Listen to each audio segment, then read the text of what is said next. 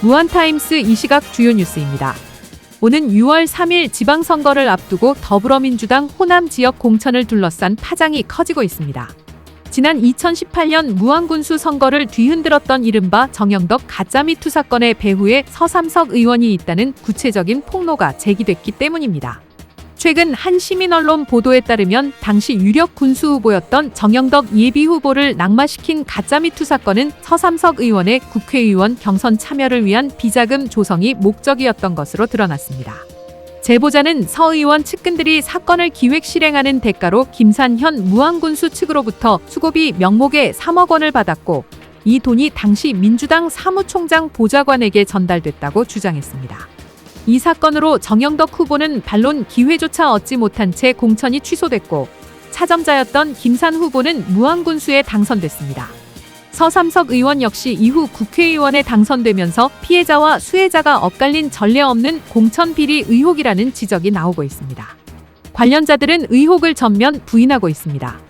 그러나 더불어민주당 윤리감찰단이 이미 2022년 이 사안을 인지해 당시 김상 군수를 지방선거 경선에서 배제했던 사실이 알려지면서 논란이 다시 확산되고 있습니다. 특히 이번 선거를 앞두고 김상 군수가 서삼석 의원 주도로 인재 영입 형식으로 복당해 다시 경선에 참여하면서 비판이 거세지고 있습니다. 공천 비리 의혹의 핵심 인물로 지목된 정치인이 관련자에게 사실상 면죄부를 줬다는 지적입니다.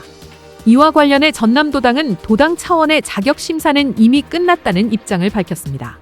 김원희 전남도당 위원장은 2022년 윤리감찰단 보고 내용은 알지 못한다며 김산 후보를 포함한 경선을 예정대로 진행하겠다고 밝혀 부실한 후보 검증 논란도 제기되고 있습니다. 정치권 안팎에서는 이재명 대통령 취임 이후 정치개혁과 민주주의 회복에 대한 기대가 커지는 상황에서 호남 정치만 과거로 회귀하고 있다는 비판도 나오고 있습니다. 이번 6.3 지방선거가 낡은 공천 부조리를 바로잡는 정치개혁의 시험대가 될 수 있을지 관심이 집중되고 있습니다. 전라남도의회 정길수 의원이 전남 광주 행정통합 논의와 관련해 통합특별시 주청사를 무한에 확정해야 한다고 주장했습니다. 정 의원은 도의회 임시회 5분 자유 발언에서 2005년 전남도청의 무한이전은 서남권 균형 발전을 위한 도민 합의의 결과라며 통합 이후 주청사를 다시 광주로 옮긴다면 지난 20년간의 정책 방향을 부정하는 결과가 될 수 있다고 지적했습니다. 또 현재 전남도청은 행정기관과 공공기관, 교통망이 결합된 행정중심지라며 주청사를 무한으로 명확히 해야 광주와 전남의 대등한 상생 통합이 가능하다고 강조했습니다.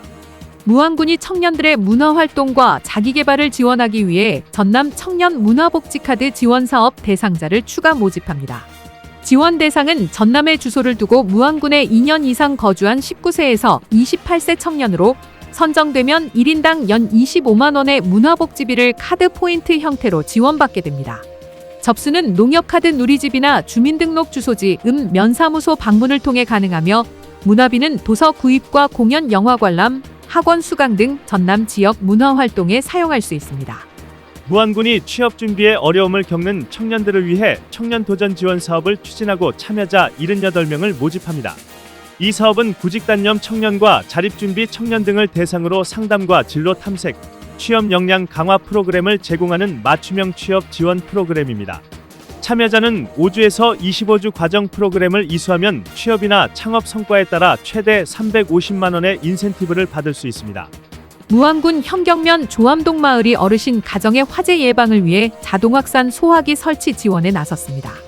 조암동 마을은 화재 발생 시 초기 대응이 어려운 고령 어르신 가구 18세대를 대상으로 주방 등 생활 공간에 자동확산 소화기를 설치해 안전 환경을 마련했습니다.